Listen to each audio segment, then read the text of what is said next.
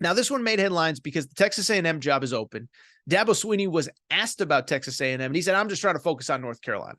So it is the North Carolina Tar Heels, potential number 2 overall pick Drake May, traveling to Clemson to take on the Tigers. Kind of surprising. Clemson is a 6.5-point favorite in this game.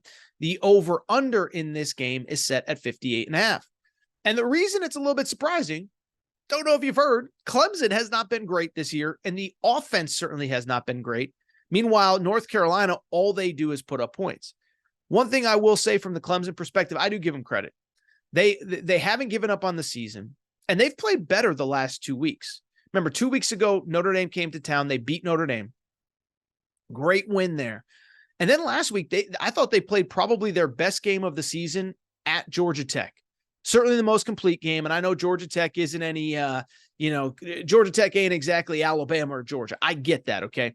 But at the same time, in that game, 42 points for Clemson against Power 5 teams. That was a season high. They've only broken 40 twice, That was against Charleston Southern and Florida Atlantic. But they also finished in this game with 465 yards of total offense, and the run game really got going. Will Shipley is back from injury. Remember, he was in concussion protocol for a few weeks, and both he and Phil Maffa really had a pretty solid game.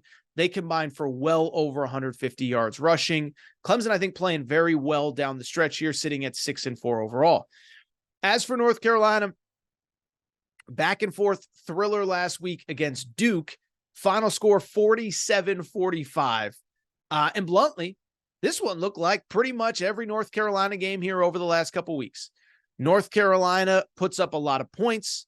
Drake May is phenomenal. Drake May in this game finishing with 342 yards passing and a touchdown, 195 yards rushing for North Carolina, over 530 yards of total offense.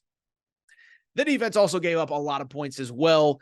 Duke, remember, Duke last week was playing with a backup quarterback. Riley Leonard is done, and they put up 45 points against Carolina. Now, granted, it was in double overtime, but still probably not a great sign.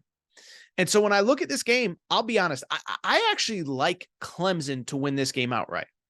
North Carolina, listen, great story, all of that, but they can't stop anybody. So this defense is going in the wrong direction as we speak. The defense specifically, this is the North Carolina Tar Heels I'm talking about right now. North Carolina is not a great run defense. They're giving up about 150 plus yards per game. That is Clemson's strength.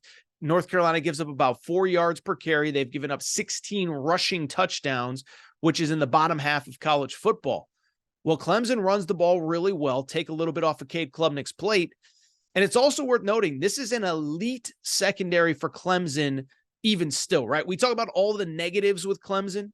Well, this pass defense is still elite.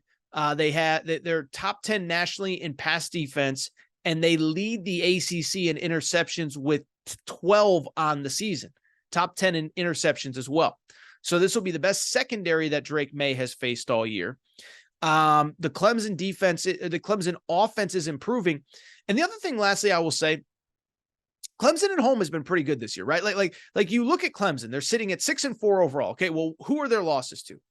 At Miami, at Duke, open the season. At Miami, at NC State. Now, those are games that Clemson used to win, no doubt. So I'm not saying that they're peak Clemson 2018 or whatever. But same time, 3 losses on the road. The only home loss was to Florida State.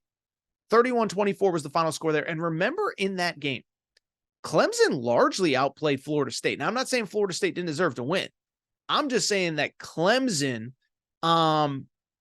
outplayed them. And there was that weird scoop and not weird. It was a great play by Florida State. Scoop and score, return for a touchdown, completely swung the game. Clemson was driving to take a 14-point lead. Instead, all of a sudden it's a tie game, and the wheels kind of fell off from there. So I just bring it up to very simply say that when I look at this game, Clemson is at home. They have played well at home. It is senior day for Clemson. I think there's going to be a lot of motion there. I expect Clemson to win.